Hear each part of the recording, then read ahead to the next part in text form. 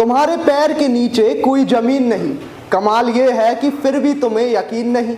दुष्यंत कुमार की यह लाइन कुछ नेताओं के लिए एकदम सटीक बैठती है। हम बात कर रहे हैं राहुल गांधी और उनकी इंडिया गठबंधन की। इंडिया अलायंस बड़े बड़े वादों के साथ अनेकों विपक्षी नेताओं को अपने साथ जोड़ने में लगी है, लेकिन अलायंस के सभी नेता दूरी बनाते हुए नजर आ रहे हैं। नीतीश कुमार ने इंडिया गठबंधन से दूरी बनाई और एनडीए में शामिल हो गए।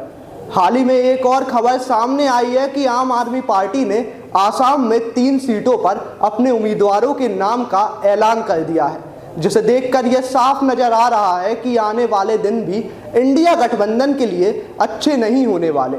अब ऐसा प्रतीत हो रहा है कि जल्द ही आम आदमी पार्टी भी कांग्रेस से बातचीत खत्म कर देगी। आपको बता दें कि आम आदमी पार्टी ने डिब्रूगढ़ से मनोज धनोवर, गुवाहाटी से भावेन चौधरी और सोनितपुर से ऋषिराज कुंडनिया को लोकसभा चुनाव में उम्मीदवार बनाया है। इससे पहले भी गुजरात में आम आदमी पार्टी ने एक सीट पर अपना उम्मीदवार घोषित किया था। गुरुवार को दिल्ली स्थित आप मुख्यालय में मीडिया से बात करते हुए आम आदमी पार्टी के राष्ट्रीय संगठन महामंत्री संदीप पाठक ने उम्मीदवारों के नाम की घोषणा की। उन्होंने कहा कि चुनाव में अब कम समय बचा है और हमें चुनाव जीतना है।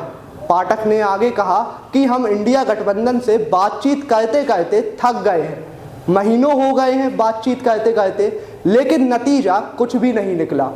आसाम की सीटों पर उन्होंने कहा कि अब कांग्रेस व गठबंधन पर है कि वह तीनों सीटों को स्वीकार कर ले। हालांकि हम पूरी तरह से गठबंधन के साथ हैं। अब सवाल यह उठता है कि क्यों इंडिया गठबंधन सीट शेयरिंग पर ध्यान नहीं दे रही? क्या गठबंधन में सिर्फ कांग्रेस का ही प्रभाव है? वहीं दूसरी तरफ राहुल गांधी ने आज यानी गुरुवार को प्रधानमंत्री नरेंद्र मोदी पर एक और बड़ा बयान दिया है। राहुल ने उड़ीसा के झारसुगुड़ा में कहा कि पीएम मोदी का जन्म ओबीसी वर्ग में नहीं हुआ था, उनका जन्म गुजरात की तेली जाति में हुआ था। इस समुदाय को भाजपा ने साल 2000 में ओबीसी का टैग दे दिया था। वह अपने पूरे जीवन में जाति जनगणना नहीं होने देंगे, क्योंकि वह ओबीसी की जाति में पैदा ही नहीं हुए हैं। पीएम मोदी ने जनरल कैटेगरी में ही जन्म लिया है। अब भैया राहुल बाबा कुछ बयान दे और भाजपा पलटवार नहीं करे, ऐसा हो ही नहीं सकता। राहुल के बयान को केंद्रीय मंत्री कौशल किशोर ने लपक लिया। उन्होंने कहा कि राहुल गांधी को पहले जातियों के बारे में सही से पढ़ लेना चाहिए। वह जातिगत जनगणना के बारे में बोलते रहते हैं।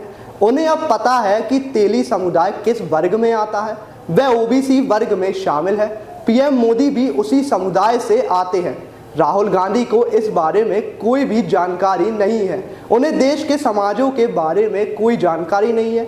वह बिना सोचे समझे कुछ भी बयान दे देते हैं। 2024 के लोकसभा चुनाव में ज़्यादा वक्त तो बचा नहीं। अब 2024 का चुनाव बताएगा इंडिया गठबंधन का भविष्य। क्या जो बची कुछ ही जमीन भी इंडिया गठबंधन के पैरों तले है वह भी खिसक जाएगी, या फिर कुछ नया बदलाव देखने को मिलेगा? और वैसे राहुल गांधी के बयानों पर आप क्या सोचते हैं? क्या वो भी आपको मीम कंटेंट लगते हैं? तो हमें कमेंट बॉक्स में जरूर बताएं। जब तक के लिए मैं सजल रघुवंशी, कैमरा पर्सन वसीम और ज्ञानेंद्र के साथ विदा लेता हूं। धन्यवाद।